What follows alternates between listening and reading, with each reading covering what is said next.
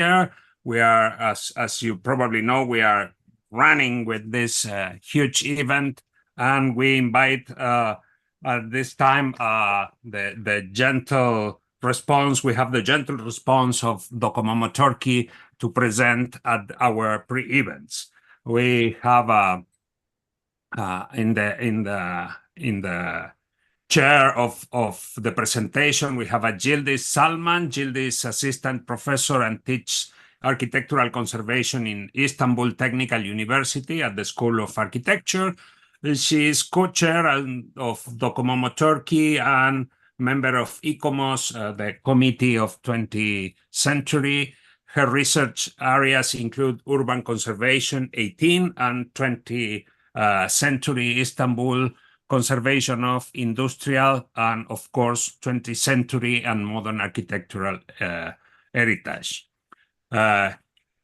Also with us is Niloufer Johnny. Niloufer is a professor of architectural history and preservation. She studied survey, documentation and preservation methods, conservation of building materials and technologies, and preservation of modern and industrial heritage. She designed several adaptive reuse projects for AGU. She is the secretary of Docomomo Turkey and member, of course, of the ICOMOS 20th Century Committee. It's also with us Ilke Alatli, is a researcher assistant in conservation and restoration program of Mimar Sinan Fine Arts University in Istanbul, and her studies focus mainly on conservation of recent architectural heritage in Turkey. She's on the National Secretariat of Docomomo Turkey, and of course, member of ICOMOS also. Thank you for staying with us today. And of course, you have the microphone to start when you want. Thank you so much. It was really amazing to have you here because, as you know, it was 2018 years ago. We met in Istanbul first and Ankara then for the wonderful conference on other modernism, and we are talking just a few minutes ago because the Turkey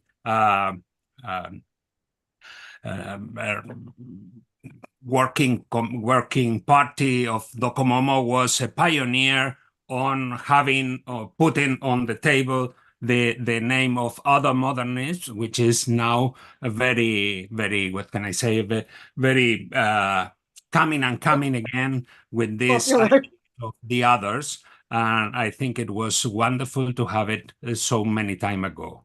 Thank you so much for being here. So go ahead whenever you want. Okay, thank you very much, Horacio. We are very honored and we are very pleased to be invited for this series of events, of your pre-conference events as Docomomo Turkey. So today we will just talk about our 20-year experience and to share our experience, some, of course, positive issues, besides some negative issues, of course, in Turkey that we have already faced during our trials to conserve the modern heritage in Turkey, in fact. Let me start with our foundation years. It was 2002 when we were young and when we first very enthusiastic to be to found the Docomomo Turkey Working Party, and we contacted Docomomo International, and it was the Paris conference that we joined. The first conference was in Paris, and we made our application as a new working party with a poster, as you see here, the yellow one. And the same year, we were accepted as a national working party in Docomomo International, and we joined. So the year 2002 was important for the preservation of 20th century architectural heritage, in fact, because the World Monuments and Sites Day theme in 2002 was about the 20th century architecture. So as soon as we were founded, we had a collaboration with ICOMOS Turkey, and we have prepared a selection of 20th century architecture, and we got it printed and distributed with a very popular architectural journal of its time, and it was very well appreciated in that time. But besides, of course, we got many critics as well, since we have included some buildings from the early 20th century, which do not look like modern. So it was very well related with the subject that you have mentioned, Horacio, about the other modernism. So we were our main argument was that modernism is not just something in the of course, the architectural language and the architectural tendencies are important, but form is not the only issue when we are talking about modern architecture, and there should be some local manifestations. This was our first teamwork, let me say. And then, of course, years and years followed each other, and we have organized some national and international anniversary events. Of course, for our 15th year, we have been invited for a lecture and for a conference to talk about our Docomo Turkey's works, etc., in Ankara. And for our 20th anniversary, it was the pandemic period. And we have organized an international event this time, and our host, our guest speaker was Sally Stone, and she talked about the rescuing process of Preston bus station, which was a very important example of the brutalist modernist buildings in Preston. And of course, the activism story behind this issue was very important, and we thought that this should tell more to our colleagues in Turkey about our various activism issues that we are already engaged in. So, of course, during these 20 years, we had contributed to many publications. For some journals, we had prepared some special issues. We have prepared guides for the modern architectural guides for Istanbul. It was the first one that Docomo Turkey prepared, but it was a very good example for other cities, and our colleagues from other cities prepared many others in the following years. It was a great, of course, issue to be happy with. And during those 20 years, we have created, Docomo Turkey founded its own specialist committees, in fact, following the ones that we have in Docomo International, like registers, publications, education and training, interior design, technology, and urbanism and landscape. Since we have more than 150 members around in Turkey, we have plenty of members, and they are quite active members. We have very young members as well, young academicians, students even. So they are from different fields, and they are interested to work for different specific issues. So these working party and specialist committees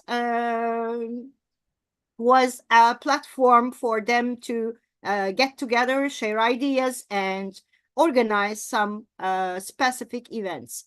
Regarding to our inventory, the modern architecture in Turkey, what about the inventory of this heritage in Turkey?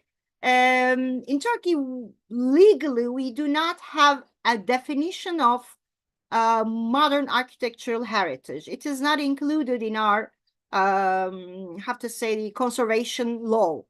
But anyhow, of course, starting from 2000s, we are engaged in many subjects related with the issue, and this is very well known at the moment, although it's not included in the law. Anyhow, the homeworks of the 200s was the first step for us to start for our inventory, for our registers committee. So we started with our homework issues. In 2003, it was the sports and the culture of the body. In 2004, it was the post-war modernism. So we all know that the national working parties were obliged to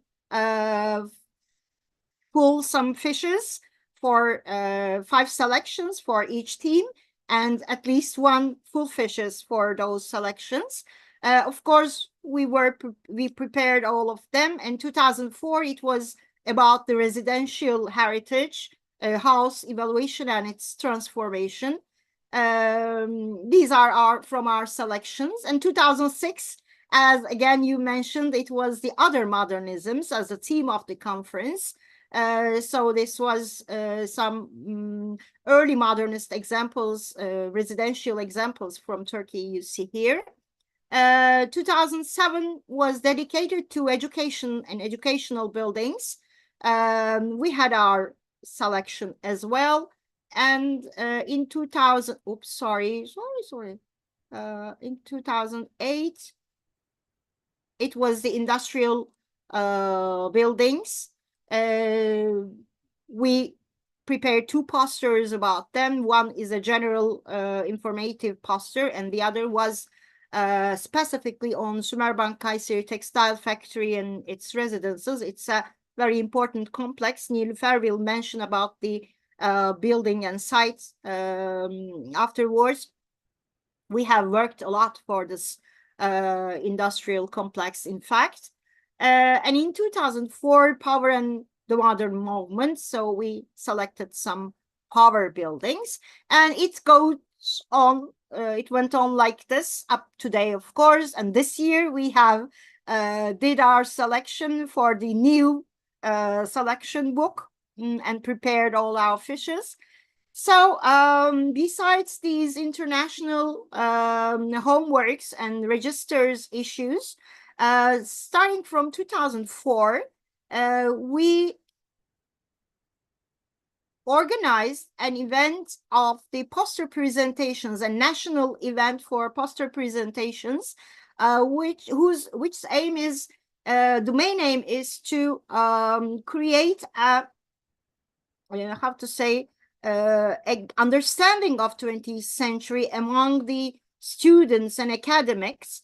And we decided to organize this event each year in a different city in order to disseminate the knowledge throughout the country. In fact, we did it up to the pandemic period. Every year we were traveling to another city and organizing the event in that city. And we were specifically focusing on the modern heritage of that city, as well as, of course, many other buildings presented in the conferences. In the 20 years of those conferences, today we have more than 1,500 buildings which that we have their registers fishes in our hand. And this is the dissemination of the of our inventory throughout the country. The numbers you see under the name of the cities are that how many buildings from that city are included in our inventory. So from Istanbul, we have 225, from Ankara, 183, from Yozgat, for example. Unfortunately, we have only 1. But this does not mean that that city only has one modern movement building, but it's that the buildings which were presented in our national poster conferences, and the gray cities, which the city is painted in gray, symbolize that we have no buildings presented from those cities. And of course, every year we encourage our members and all our audience to present some buildings from those cities, to work on those cities' 20th centuries and modern heritage. If we look in general, the distribution of our inventory regarding the geographical regions is as seen on the screen. This is important. In fact, sometimes the municipalities may have some unions regarding the geographical regions, and in order to be in contact with those decision makers, we prepared that sort of metrics in order to present to the municipalities and to try to attract their attention, and sometimes force them to pay attention on their 20th century of the region, of their cities, etc. So it's a sort of social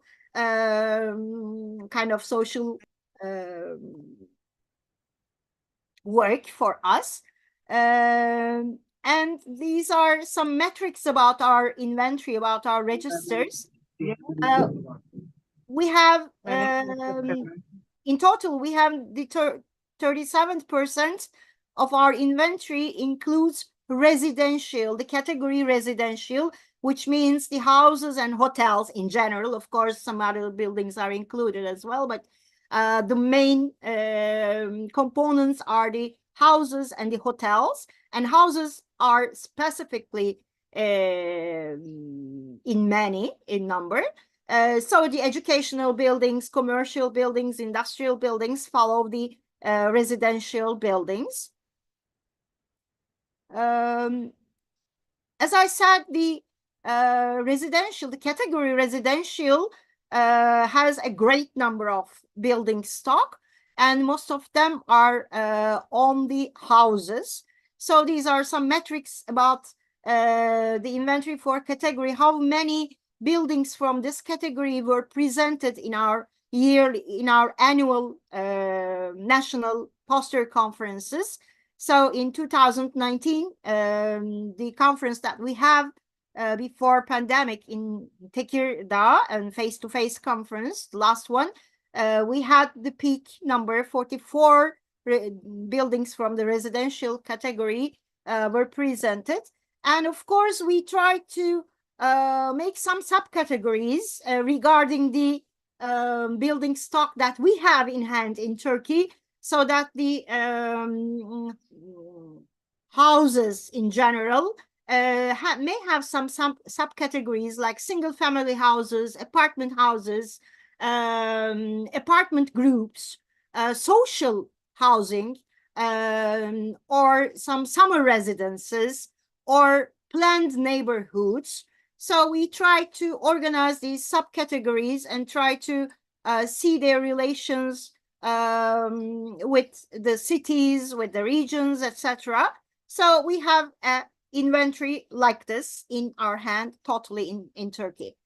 And starting from 2010, in fact, in the first 6 years, we had some call for abstracts for the national conference, but starting from 2010, we asked the authors to fill up the minimum fish in order to be accepted for the conference. So we started to evaluate all the national poster presentation applications throughout this fish, and regarding how perfect they could pull the fish, what sort of knowledge do we have from the archives, from some literatures, etc. And it was a good opportunity for us to see a whole knowledge about those buildings. And for the buildings that we have collected from 2010, I may say that we have a quite good entirely organized inventory. Let me show you another one. For example, some newspaper images, etc., were included in those. In those fiches. This is another one, another fortunate example, which may have some very rich archival documents, even some drawings, some plans, etc. This is a quite hard work. In fact, I should say, specifically in Turkey, we do not have a national. So of course we have a national archive, but it's not specific to an art. It's not an architectural archive. It's just an historical archive. Sometimes, if you're lucky, you can find some architectural documents and drawings, etc. So mostly our authors worked in the archives of, specifically in the archives of the municipalities, and collected those precious archival materials for us. And so that we have a good collection of data in this regard. So I would like to just give you a quick information, and just to give you a quick impression about what do we have in Turkey.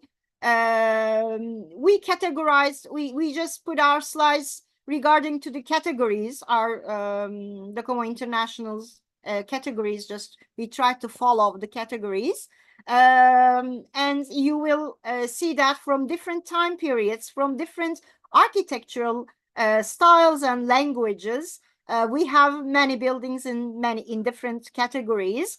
And for example, in this administration category, for example, the provincial hall from Kırklareli, from Trakya region, which was built at the end of the 30s, has not a very, have to say, a very,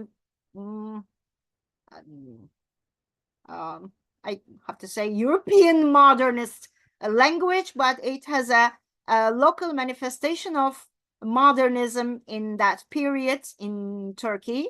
So for the commercial buildings, as we may name a bank branch from Erzurum, from Eastern Anatolia, we may also name a restaurant building from the late 70s, a brutalist one, or a shopping mall again from the 60s, in a late modernist language. So there is a quite good diversity of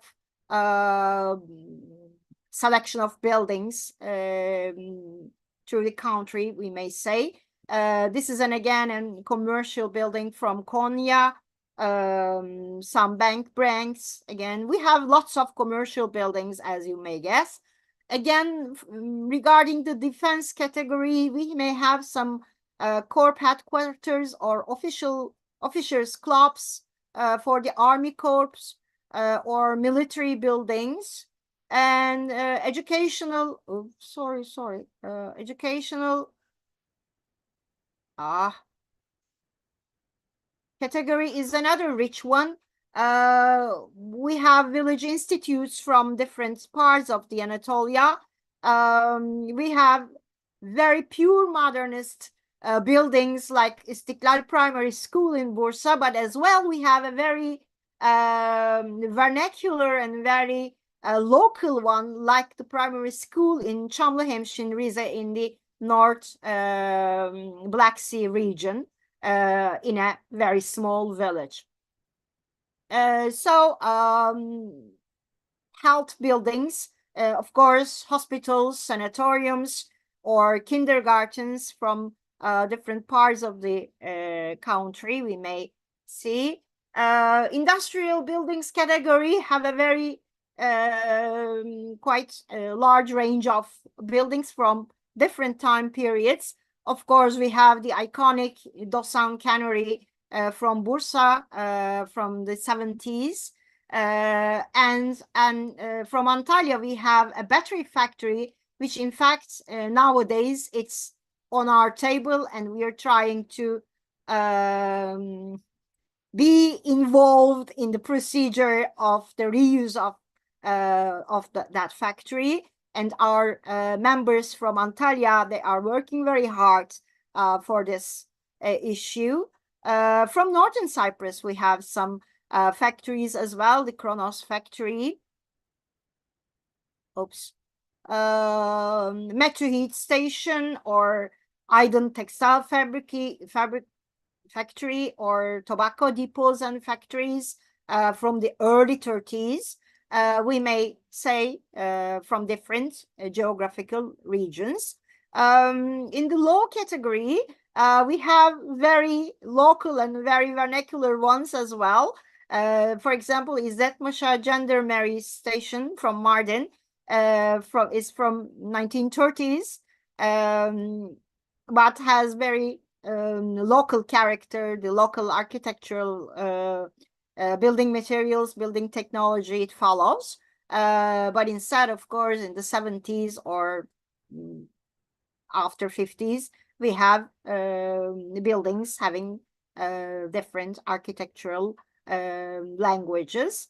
The landscape category is quite rich, I may say as well. This is an old image of Ankara Golf Club, which was a work of Hermann Janssen, which was a part of Hermann Janssen's plan.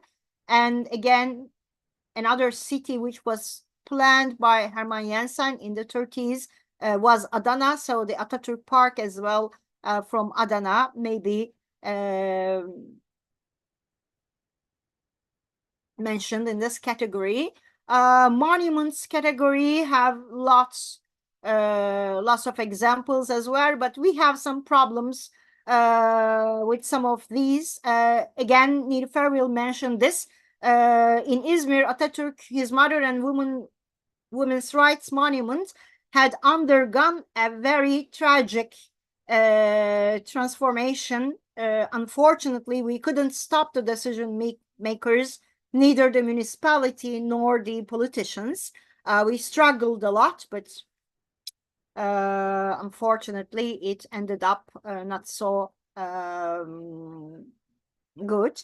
In the public services, of course, these buildings usually altered a lot in the time periods from the time they were built.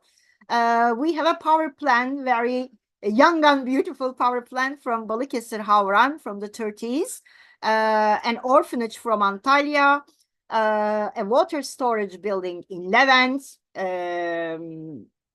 You may surprise that in Istanbul how this building had survived up to date, but sometimes miracles may happen. So the recreational category, we have several theater buildings or cinema buildings or museums. In the museum categories, it was very typical for Turkey that in the 50s, in the 70s, we have some typical plans which were used for the museums built in different cities with some alterations. This was a very typical way of designing the museums in Turkey in that period. But unfortunately, today this was seen as a sort of, how to say, as a sort of weaknesses to have a typical plan which has many others in different cities. In fact, it should be just the opposite. So it was the tendency of the period how they get those plans, get those buildings designed. In the religious buildings category, we have some modern buildings from different periods, even from the 1990s. In the residential category, as I mentioned, we have hotel buildings, we have summer resorts, some mountain resorts or city hotels, as well as, of course, apartments and single family houses. We of course included the ones in the experimental ones in the from the 80s, late 70s, 80s, as well in our inventory. For example, the Tourism and Housing Building Society Holiday Village in Çanakkale was quite experimental in its in the period it was designed. Some of those holiday summer resorts or holiday villages still exist today, but of course they have undergone to some unwanted transformations as far as they are on the private property buildings, of course. Various apartments in cities having different architectural, again, languages. And these blocks are from Istanbul, and they were very important examples of the 50s Istanbul. Unfortunately, the one below had undergone a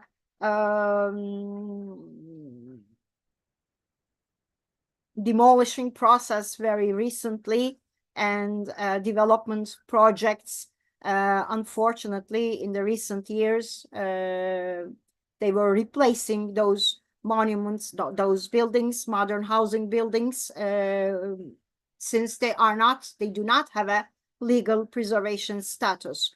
The same threat is valid for the sports buildings, specifically the sports buildings in the city centers, which were built as a part of a plan, specifically between 30s and 70s, I may say, just generalizing the dates. We have many examples again, but most of the stadiums were knocked down, or the ones still surviving are under a very serious threat of being demolished, again, due to the development projects. Transportational category includes different buildings. This was the first reinforced concrete building in Turkey, for example, Riva Bridge, or a post office from the 50s, train stations, lighthouses. We made many examples of that. In the urbanism category, we have some planned neighborhoods in different cities, of course, but these are some examples from Istanbul. The Şehremeni Arpaemini neighborhood is located in the historic peninsula, and even in Istanbul, nobody have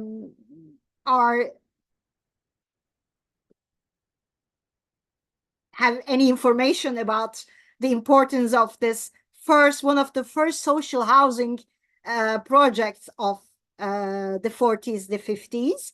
The other is Koşuyolu neighborhood. We again raised our voice regarding Koşuyolu in the recent years. And these are Kıstaşı and Horhor districts.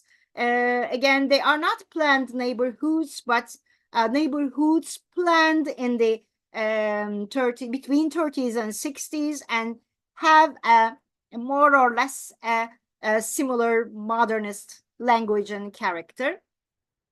And we have, of course, unclassified groups, some extraordinary examples like a birdhouse in Kayseri, a modernist birdhouse, or the shelters for the archaeological site of Karatepe, which is nowadays is on the UNESCO World Heritage tentative list. They are trying to be included on the list, and of course we support them, and the archaeological complex and the shelters and the excavation house designed by Turgut Cansever is one of the very, very important examples of that period. And we also included this example in the new registers book as well. And of course, this big inventory and registers stock that we have, of course, gave out some other, how to say, exhibitions. Today and this year was the 100th anniversary of Turkish Republic, the foundation of Turkish Republic, and in this regard, many institutions organized some special events. And as Docomomo Turkey, we have participated in those events as with our selections from our registers, and we exhibited some selections. The events our colleagues organized in Bursa, they asked from us a specific Bursa building selection. So from our poster presentations, we prepared a Bursa exhibition for them. Again, it was for the 100th anniversary of Republic, and we prepared a digital map, and we just put the locations of each buildings, Bursa and its immediate vicinity. And of course, we have joined the Docomomo virtual exhibition. We have more or less 50 buildings included in the exhibition. We are trying, we are thinking about to revise our selections and to revise the latest condition of some buildings because they have changed in time. So this is all about that. I can say that's what Docomomo Turkey has in hand in that last 20 years. Most of what we have, of course, are the products of these national poster conferences. Thank you for your attention. I will, Horatio, your microphone is off. Just saying thank you, Gildes. I think it's in Lufer is going on now. Yeah. Yeah, I will continue with some of the events. Well, we have, of course, different aims. We need to promote the recognition of modern heritage of its different types. As you know, it's especially problematic for post-war architecture, which is usually not recognized as such. When we talk about heritage, people think about something historic, obviously, and anything in the last 50 years that we can remember being built in many cases does not look like heritage. So, and as Yıldız said, there is no specific definition for this type of heritage. There is no year restriction like in the United Kingdom, well, the British system, let's say, but I mean, it's something that is very recent, could be registered or listed in the national inventory. There is nothing against that. And actually, there is the youngest buildings, the youngest building registered in Turkey is very, very recent from 2002. But anyway, as this is not recognized as such, and most of these are in private ownership, as also Yıldız said, there are many problems, especially registering buildings that are privately owned is a problem in Turkey. It's a legal problem. If the owner does not want it to be registered, it doesn't work. So the public good argument doesn't seem to work there. And so we have to create more general public awareness, not just architects or urban planners and people specializing in this kind of thing, but we need a positive general public opinion, which of course the local administrations like municipalities and central administration should ideally share with us. Of course, they don't. But anyway, so to promote and document our main event is the annual Pasteur Conference, the local manifestations of modern architecture in Turkey. So this includes all types of other modernisms, as we have talked about. So almost from the 1900s, we look at, if the style is not modern, we look at modern building materials or modern plan solutions, plan organizations, and that kind of thing as well. So we sort of extend the limits of modernism as much as possible, usually. Until the pandemic period, we were going to different cities in different regions, and while Turkey is quite large, as you know, and the geographic regions have different climates, different topographies. They are quite very different from each other, and different ethnic or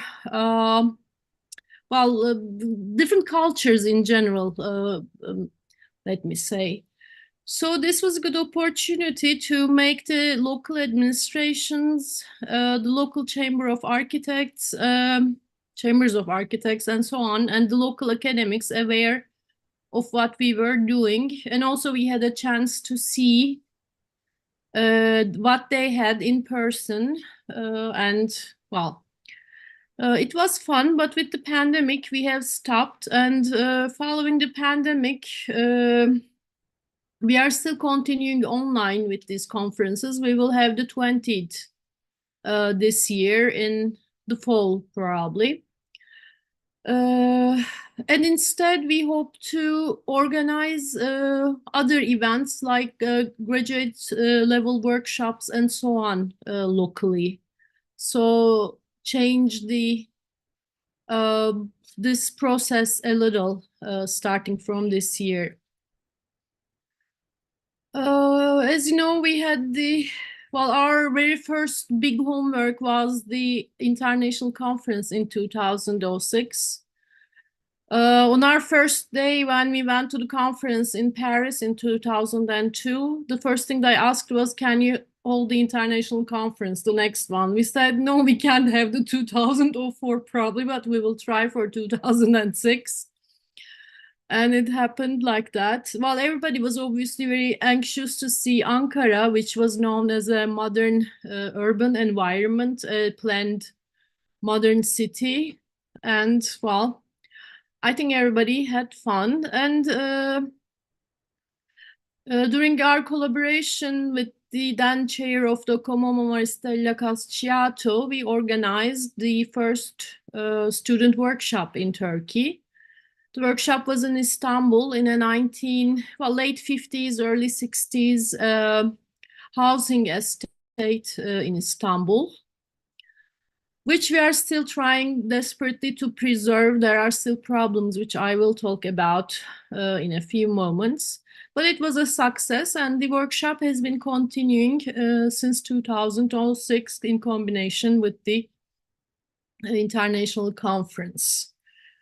We also organize events with different architectural organizations in Turkey. There are several architectural associations. There's also the Chamber of Architects of Turkey and its branches in different cities. These are just two examples. One is a workshop in Kayseri in Central Anatolia. The other is a conference in Istanbul. There are many of these events. I could not put all of them here. This was a bit important. It was during the pandemic, so it was online. But this is the union of the Marmara municipalities. So Marmara region is the region around Marmara Sea, so near Istanbul, and includes large cities, cities with big population and industrial zones. So it's a sort of crowded and important and economically important also region of Turkey. And there we try to reach municipalities to make them aware of the modern heritage they had.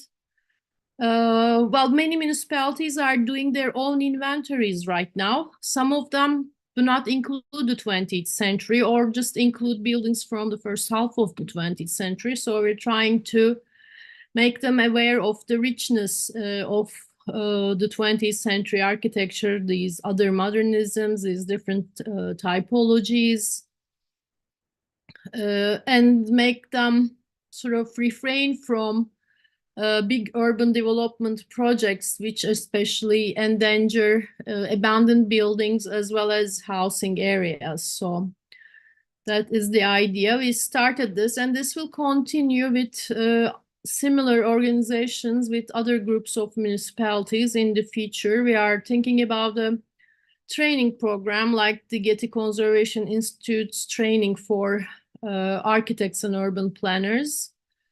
So we thought we could give such an education program to the people employed by the municipalities to make them aware of what's going on and how they preserve and how they document modern architecture, basically.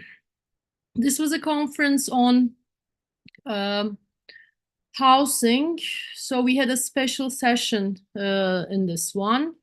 We sometimes do things like that when we are invited, and which is nice. We have a chance to discuss with a larger group of people, with other organizations, with interdisciplinary professional teams or interdisciplinary academic teams, what we have been doing. So we also promote what we are doing, and we get new ideas from them. And this was a similar special session last year on the 100th year of the Republic in Istanbul.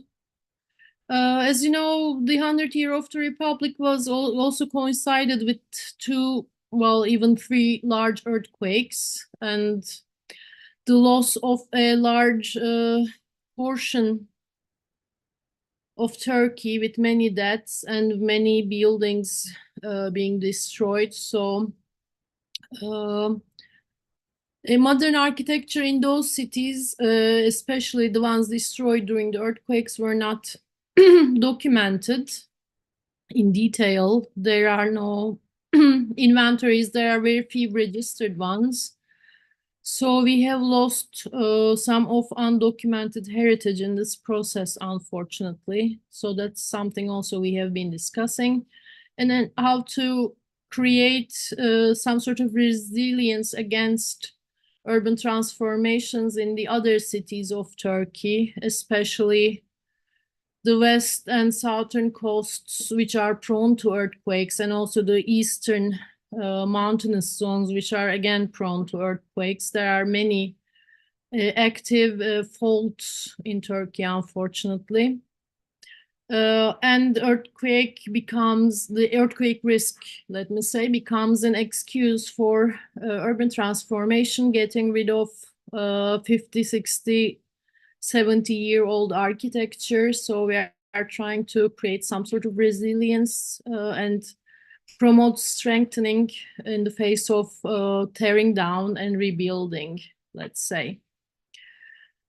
We also have some annual events. This is called annual statement or annual balance. In this one, the different national scientific committees choose a subject which has been important in the preceding year, and they organize a small seminar held online about that topic. So the topics change, but it's fun. Sometimes we get a lot of attraction, especially during the pandemic. We got many participants in these, and there was an active discussion environment. Another annual event is the open house, which started with the architectural festival in 2020 during the pandemic with an online session. It's still going on online.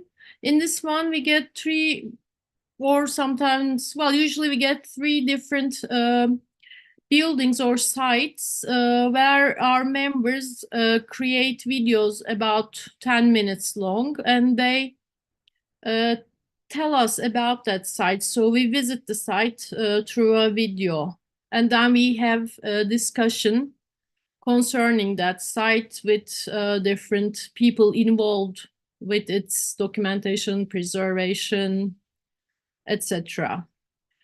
So we try to hold this annually as well. But last year with the earthquakes, we missed some of these.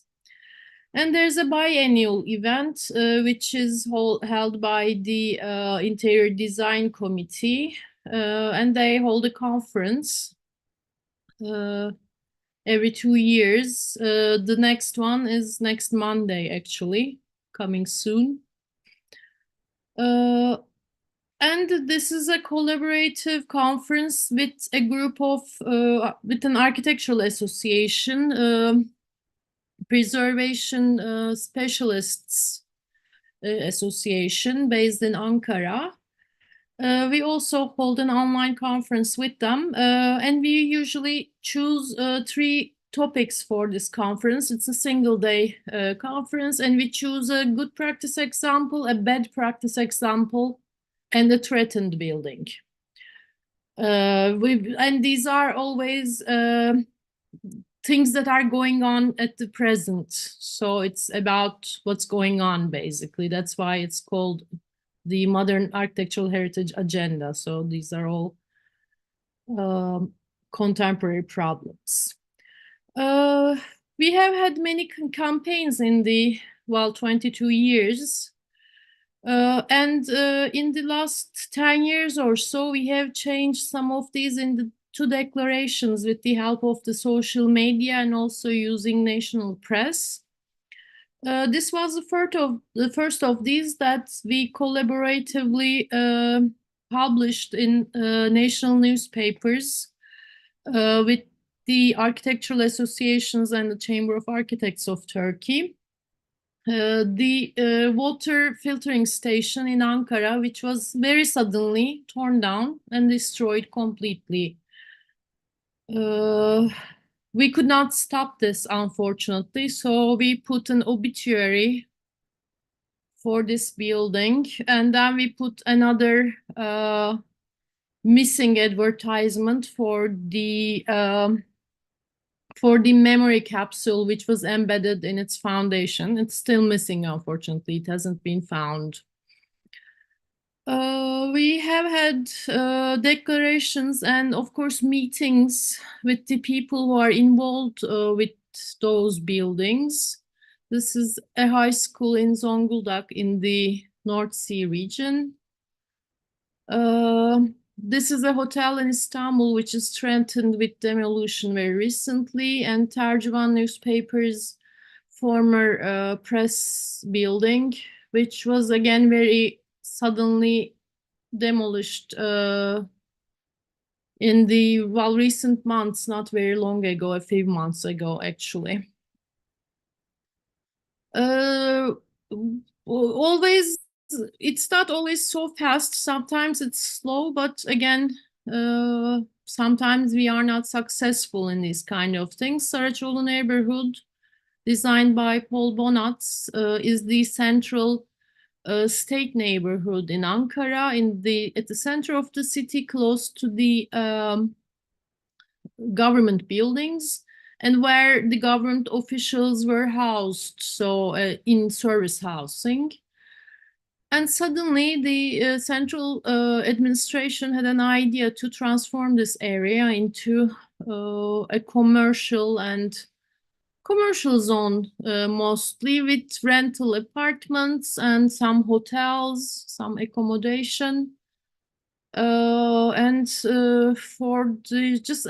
started with the pandemic almost at the beginning of 2020, and since then we have made many, quite a bit of effort with the Chamber of Architects in Ankara and different other groups of people to stop this. There are still active court cases going on, but we were not able to stop it in general. It's been transformed, and they will be opening it soon, probably with its newly developed functions, unfortunately.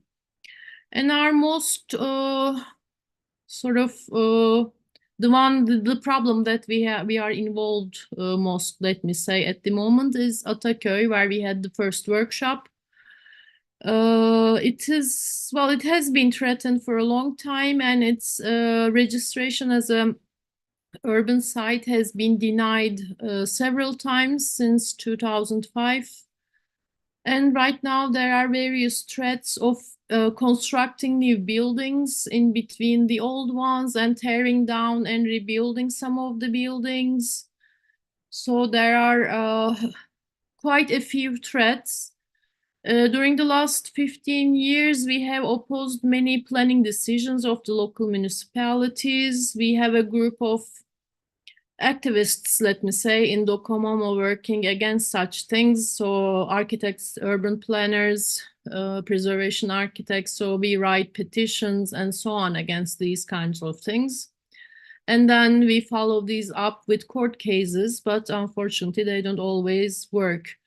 So in this case, for instance, we lost the shore zone, which was in the 50s.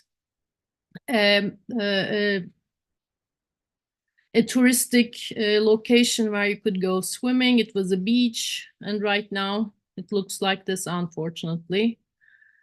We couldn't stop some of the destruction, but we are trying to stop the rest of the projected destruction in this case.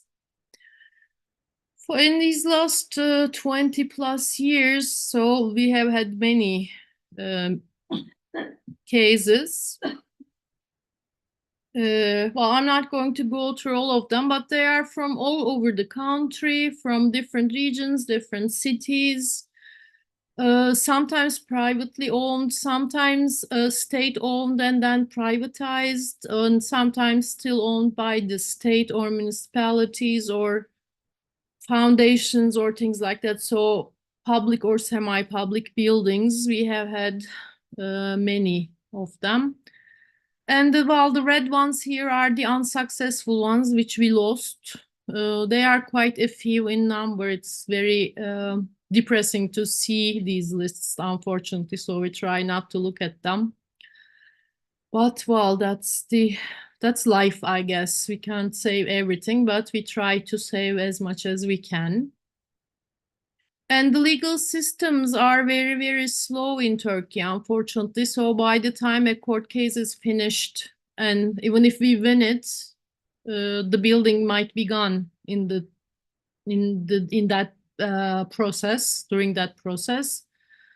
So winning the court case doesn't mean anything sometimes. So anyway, well, these are our national problems, we must say. Yeah, that's the monument that Yıldız was talking about. So it was built as a 3x copy. So it was enlarged. It's very strange. So it's like, you know, you're just enlarging it with AutoCAD. So it was small and then it became like three times larger. It was a very strange decision because it's an Atatürk monument. It's not something that could be easily destroyed, obviously, but well, the original one got destroyed. This also an important building from the 1930s by Seyfi Arkan in Ankara. It was an administrative building of a Bank of Municipalities, which did the early urban plans and designed buildings for the local administrations. And it was again very suddenly destroyed. It was also a registered building. The state promised to reconstruct it maybe at another site, but we are still waiting. It has been 7 years, I think. Well, anyway, and there are some successful stories, so I don't want to only talk about the bad ones. The Sümerbank textile factory in Kayseri, designed by a group of Soviet architects and planners in the 1930s and completed in 1935. The directing architect of the group was Ivan Nikolaev. He was one of the most important industrial architects of the Soviets in that period. Of course, this was a sort of early Stalinist period, so it's not constructivist, it's more on the state design type, more monumental modernism, very, very big buildings. The main production plant is about 35,000 square meters alone. It's huge. And the site was in the 1930s, it was more than 1 million square meters. It's a very big site. We tried to register this. Well, it was lucky because it was not privatized. The central state somehow recognized its importance, and they did not sell it during the privatization processes. And then, but we had problems registering it. It was registered twice because they lost the registration fishes in the middle. So it was registered in 2003 and then in 2008 with an interval of 5 years.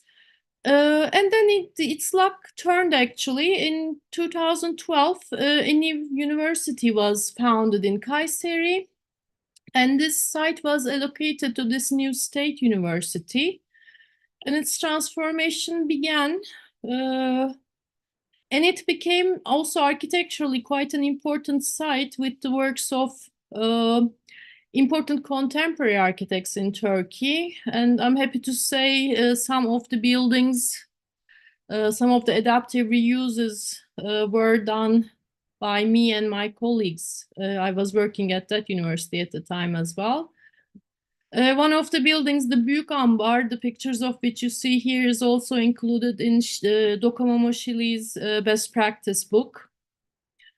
So it was a good process. It's still continuing while the budgets are running out, so all the buildings are not finished. But compared to the other sites we have, it has become a success story. So it is the sort of starship of Dokomomo in Turkey in many ways, because we started this process. And this is not a success story. This is the Grand Ankara Hotel designed by Marc Sauget and Yüksel Okan. In this case, we won the court case. So the law was on our side, but the building's facade, the original materials, the curtain wall systems, everything was gone by the time the court decided, unfortunately. Gezi, well, we are celebrating the 11th year of the Gezi occupation. You know, that was a public citizen occupation of Gezi Park when it was threatened to be sort of destroyed, because it's a public open space at a very central location in Istanbul, and rebuilding a former building that was destroyed in the late 1930s was not a very good decision, and people occupied the park at that time. We also ran an international petition for this cause at the time. That was all 2013. Well, we had several other cases. Yes, this is to show that, we write to conservation commissions, we write to municipalities opposing planning decisions. And then sometimes as I said, we have to go to court with a partner or sister organization like the Chamber of Architects or neighborhood associations, sometimes in the case of Ataköy. And we try to reverse decisions that threaten modern architectural heritage. Yeah, okay. This is it, I think. These are our social media accounts. We will be very pleased if you follow us. We have a YouTube channel like your heritage institutions channel, and we put all our online events there.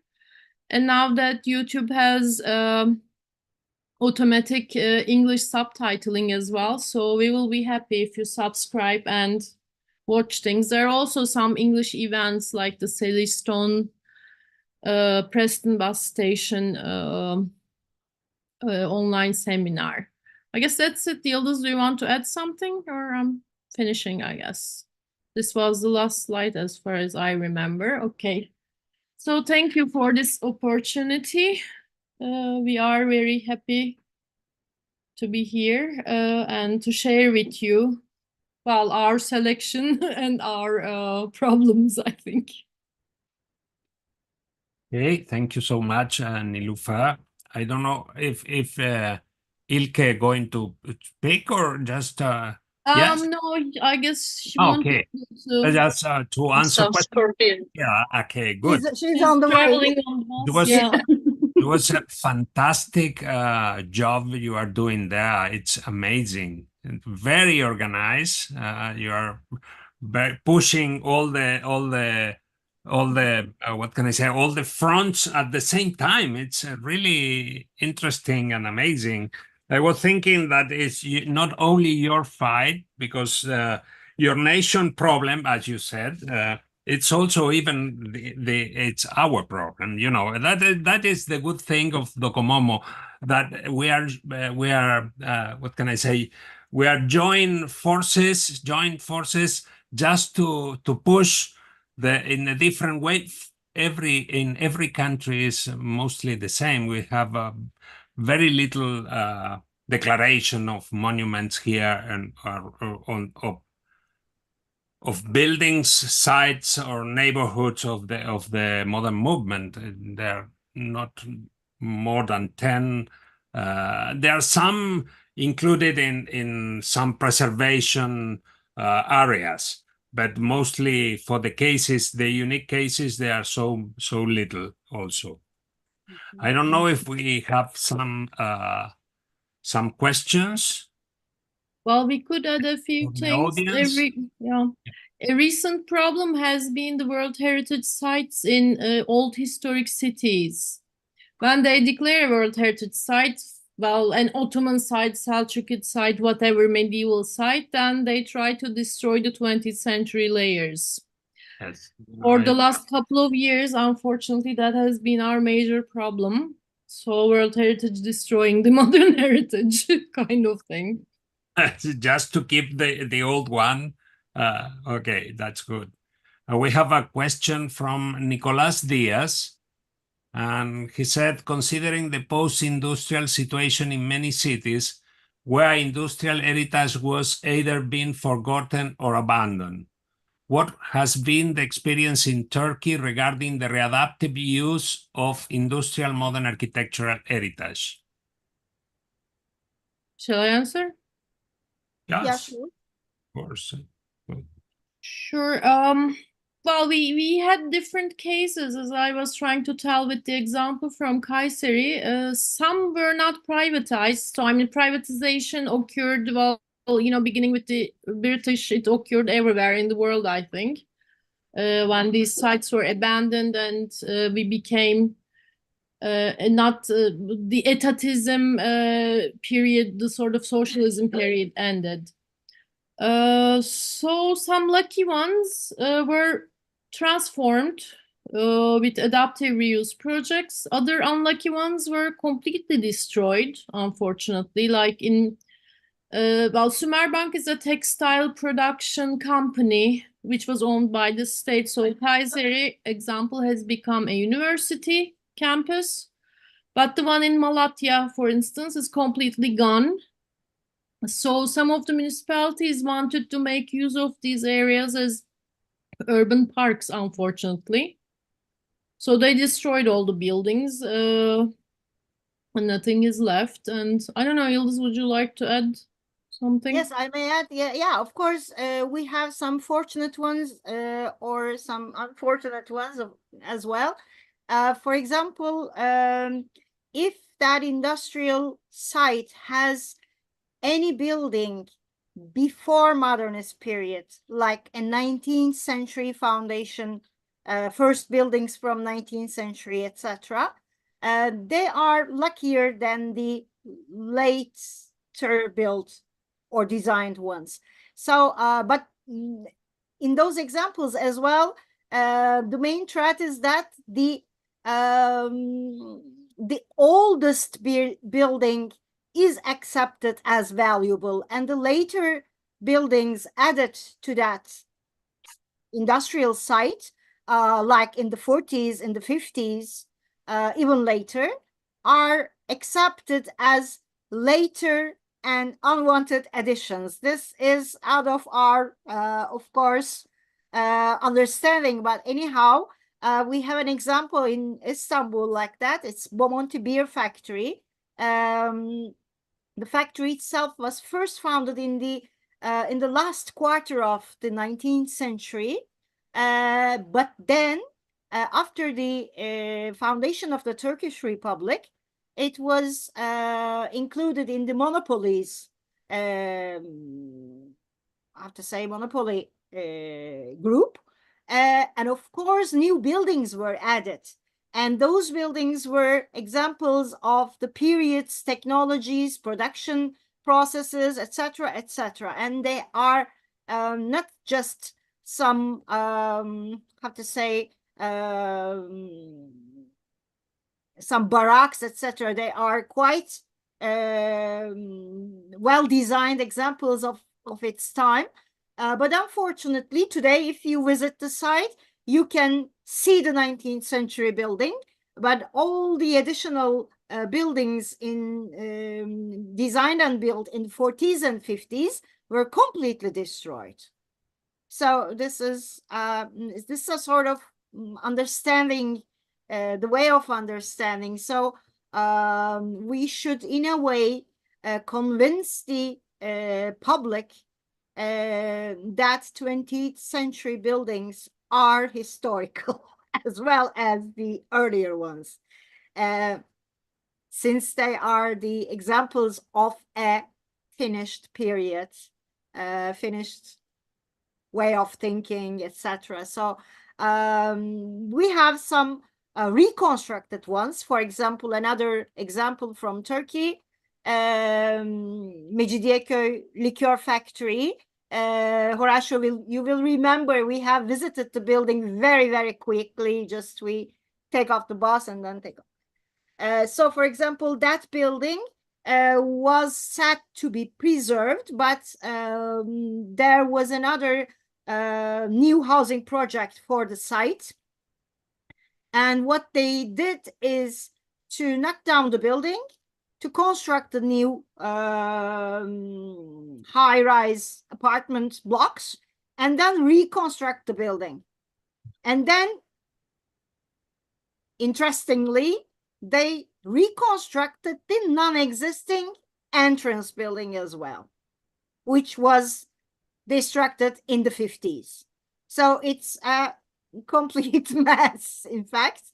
But some lucky ones, of course, are refunctioned. Sometimes refunctioning or reuse projects may pay attention to the heritage values, but sometimes they do not. So it's not only important that the buildings survive or not, but how they are refunctioned or how they are reused is important as well, regarding the heritage values, of course. Another one, again, from Istanbul, Hasanpaşa Gas Works. Again, first foundation is at the end of the 19th century, but we have later buildings in newer technologies in the 50s. I was in the team, and the building was projected and restored and conserved as a have to say is a museum. It's called, what's called, Hasanpaşa Climate Museum something. No, Climate Museum is the function of just single building, but Hasanpaşa Museum it's called. You may see all the 20th century buildings, 19th century buildings, all the site as well. So it was a quite good team. That was also a public participation project. The Yes. people living in that area wanted to preserve that as an open space, so they sort of fought for it for almost 20 years. 28 years. Yeah. There was an activist group of the neighborhood. So with us, we fight together with the activist group of the neighborhood. And in the end, the municipality convinced the municipality, and it's open to public today, and it's quite well appreciated. Well, we try to accentuate this. Well, we didn't include it because it's sort of late 19th, Yes. early 20th century. We didn't include it, but this public awareness was very important. It's not very common in Turkey. It only happens in big cities like Ankara and Istanbul, I think. And it's quite rare, such sort of democratic public bottom to top processes, let's say. So right now in the Ataköy housing estate, which was the focus of the Docomomo International Workshop in 2006, we have a similar problem and a similar group of neighborhood people. So while soon we will have a petition, I think, on the international at the international level with the Docomomo International. So please follow it up and sign it if you can. Yes, yes. As you know, we are planning to have the workshop related with this residential complexes here in Santiago also. So it should be a possibility to join the ideas of the what can I say, the narratives related with these cases, because it's for us it's very important. We have a lot of very good cases on housing complexes.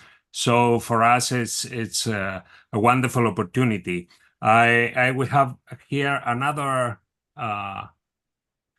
question from Rosario Bernstein. Hi there. The regeneration and reactivation of the city in general interferes with the maintenance of modern heritage. What measures should be taken by both parties so that modern architecture can be valued and promulgated?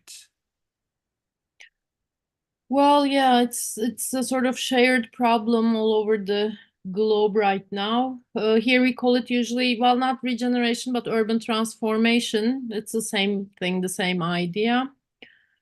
The disaster risks in Turkey, I guess it's similar in Chile, especially this earthquake risk, does not help us. So a building that's 50 years old, they say, oh, let's pull it down. It's not going to stand.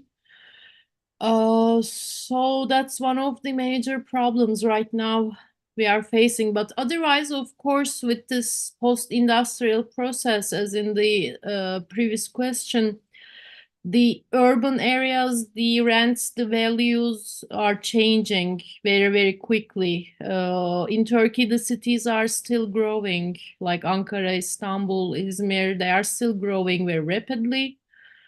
And the sort of earlier housing areas, earlier industrial areas are all now very valuable central locations in the city. So there are very many threats. We are trying to do whatever we can, but obviously we are, I don't know, maybe 100 people. We are not enough, of course, against the whole country. So we're trying our best, but there are very few, sorry. there are very few legal options that are left to us. We can't really do quite a lot. Yes, please go on, Yıldız. In my opinion, the main measure should be, of course, to provide a legal status for those buildings. So one of our main aims, of course, is to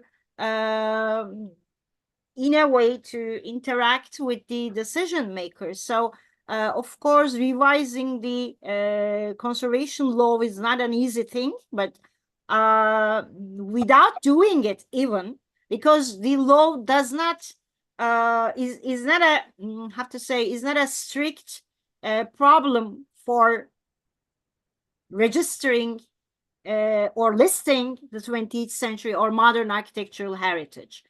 The problem is the decision makers, the members of that council. you should convince them personally, but this is completely insane on one hand, because they are some sort of art historians, and we wrote 37 pages of a report for a auto industry complex, for example, for Istanbul, and it's one of the late works of Seyfi Arkan, which we all know all over the country, and one of the most important names of modern Turkish architecture. But it's under threat of demolition. So the specialists' 37 pages of report cannot convince a conservation board member, but an art historian's 2-paragraph report can convince them that the complex has no art value. Yeah. This is completely insane. Yes, yes. So the main measure should be a legal basis, a legal ground we should find for those buildings. We all know that for houses, for residential stock, this is more problematic. We all know about it. Ataköy was the same problem. Yes, yeah. Ataköy was one of them. But on the other hand, we should fight it. In a point, we all believe that we will do it. At least we hope. Yeah, Ataköy confronts a similar problem. So we have written reports. We held the workshop, the international workshop. We have had so many publications, and still the Conservation Commission in charge says that there is nothing of value here. Yeah, well, but the international community thinks the opposite. But we have here a kind of paradoxical situation, because when the law established the monumental grades, decided to have a kind of a sort of typical area, that it was intended originally for the pintoresque of the 40s. You know, during the 40s was this kind of picturesque idea of the city. So they decided to do that, and it was quite dormant, this category, for so many years. But probably from the earthquake in 2010, when all the real estate agencies tried to redevelop the city because of that earthquake, so many people organized themselves in the modern neighborhoods to fight, and they obtain the legal protection because of the typical zone, because of this picturesque degree in the law. So we have now around eight typical zones of modern architecture, which is the Villa Frey is one, the Olympic Village is other, the Cholin blocks in the south, and the Lastarria block in the north. So we have so many in that case, but it was the population, the inhabitants, who organized themselves to fight because of to maintain the quality of life. That is the main issue, because everyone knows that the quality of life of the real estate, the future operation, are not so good than the modern architecture. So that was the what can I say, the fight of the last decade here in Chile. It's really amazing. All similar with us, but with the people, the original people who live in Ataköy, for instance, are, well, mostly dead, unfortunately. They're in their 80s or 90s right now. And the new generations sometimes do not share the same demands of the natural and architectural environment. They are just looking at the money, the children and the grandchildren sometimes. So if they are just looking at the value, they can accept this, let's tear this down and build something new, and we will make twice as much money kind of thing. Unfortunately works. So in big cities in Turkey, that's also a major problem, unfortunately, for housing. mostly. Yes. Well, there's no one more Mm.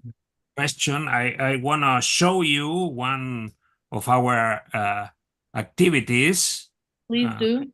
which is at this moment on our web page, which is the Mm. Modern Movement Educational Worldwide Initiative, which Oh. is it's free of charge, and it's just to send some cases of workshops or uh, educational activities, just to make a kind of register, worldwide register of the things which we are doing this year related with the educational initiative. So you can have put there just one course related with the values of some kind of place. There are so many and different possibilities, and there are also some related. If someone is coming from Turkey, can take the posters, and we are going to share also some posters here in Chile with mostly the people from Peru, from Brazil, from Argentina, and from Chile, because we want to what can I say, spread the idea of having courses related with preservation of modern heritage in the universities. We will certainly look at that. Well, we did not Yes, talk please. about it because we don't do this because in an organized sort of system, but many of us are academics and we teach at different Yes. universities. So Yes, in we our do. graduate or sometimes even undergraduate courses, we document and work on different types of modern heritage. Most of us teach on that kind of subject. Well, yeah, that's also a sort of new idea for us. We would like to put together our methodologies, what we have been doing so far in the last, 15, 20 years about this, how we have been doing and what we have produced. Yes. Okay, we have another Joaquin Russo from Uruguay. Okay. Greetings from Uruguay.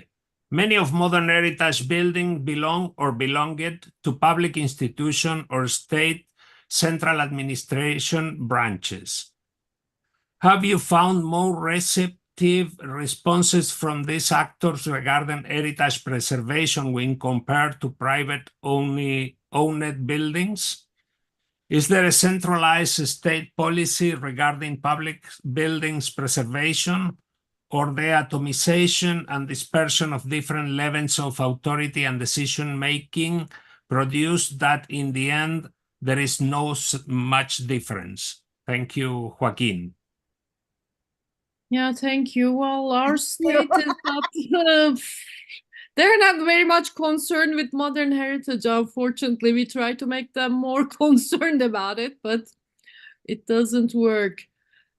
Different state branches have different approaches as such. Like with the military, you can't really interfere. You can tell them to preserve a building or register something they have and tell them not to tear down a military building or rebuild it or whatever. You can't really interfere with them.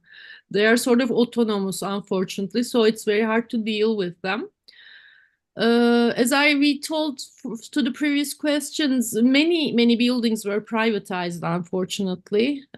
So this private ownership, well, because people buy these former state buildings to make money from them, so it's economically almost impossible to stop the destruction in those cases. It's very, very hard. Well, what else?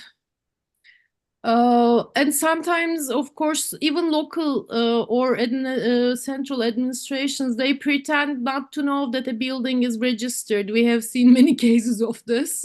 We stopped construction sometimes. They were like, oh, we didn't know it was registered. Well, it should be written on the title deed, obviously. So how don't you know? But we have had cases of this as well, pretending not to know that it's registered or remove the registration and tear down the building and build something else there. Well, sometimes it's quite unstoppable. Mhm. Do you want to add something? Yes, a couple of years ago, friends from Getty Conservation Institute asked us to apply for the grant for what was the grant? The concrete modern whatever something thing. preservation grant. Preserving the modern or Preserving the initiative. modern grant with the Parliament mosque in Ankara, which was designed by Behruz Çinici. His son also is an architect, and we were in contact with John. So we talked about how to apply for the grant. And of course, in order to apply for that grant, we should be in contact, and we should work together with the parliament responsibles. So, with the state basically. Huh? With the state, so yeah, the state. So John took the responsibility and get in contact with the Parliament House and asked for the responsibles one by one that if we had an invitation like this, and this will be a quite good honor for a building for Turkish Parliament. One of them said that, yes, I like the building. I usually go to pray to that mosque. It's quite okay, something like this. We continued and we tried to press for the permission to apply for the grant.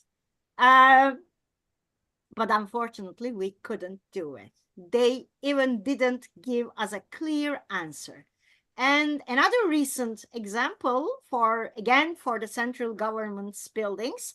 So the state takes the issue. One of my PhD students at the moment studies administrative buildings, and throughout the procedure, we were mostly focused on the governmentship buildings, and she has a long list of those buildings built starting from the early 30s up to the 70s, even 80s. So she decided more to concentrate on the ones designed and built after 50s, so mid-century modernist buildings. And very recently, in one of the cities in central Anatolia, in Tokat, we heard about that the governorship building. They are planning to tear it down. So we very fastly wrote an email and get in contact with the again with the persons in the institution, and asked permission to visit the building and to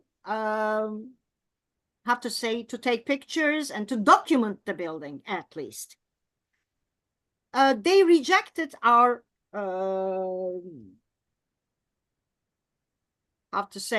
submission, saying that the building will be demolished, so there is no need to document it. And said that there is nothing related with heritage. They have an earlier building from 1910s, which might be a heritage if we are interested. But this building is a late and old building. So this perception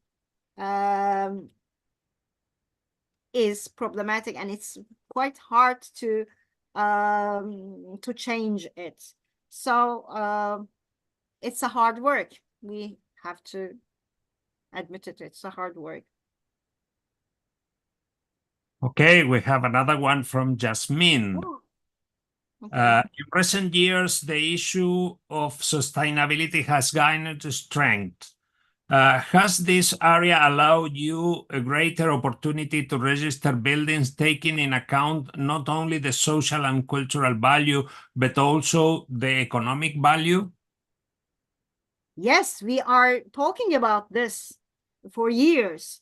Why to demolish? This is the main question. Why to demolish? If you can reuse the building, of course, conserving a building does not mean you cannot touch the building. Of course, we will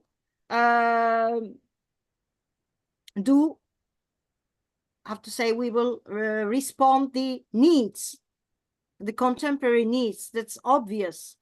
But why to destruct? Why to demolish? This is an economic loss. This is an environmental problem. We are trying to express this as much as we can. But the main argument that we face is that they are old. We have an earthquake risk, so they do not face the new codes, building codes. Of course, they do not face the new building codes because they are built in the 70s. It's okay. So, but we are talking about to strengthen them, to restore them, to conserve them means to reuse them. So,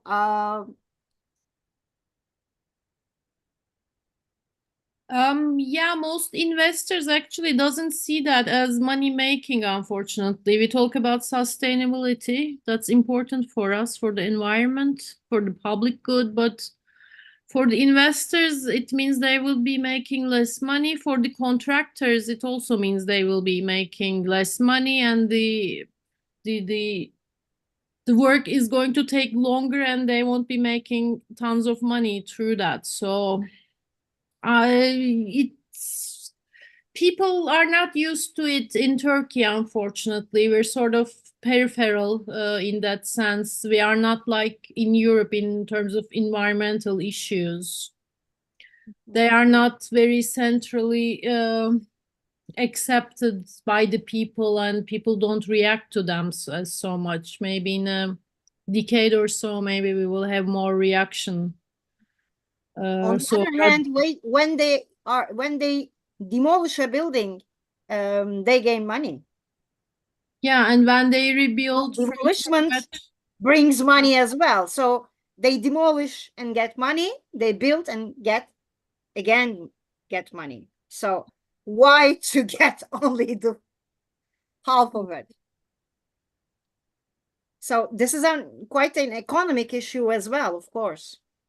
yeah, I mean, this is for the third world or sort of underdeveloped or currently developing countries, of course. Yes, In the circular economy yeah. should be on the table. Of course, we are underlining the importance of the circular economy, not to waste, etc., etc. Of course,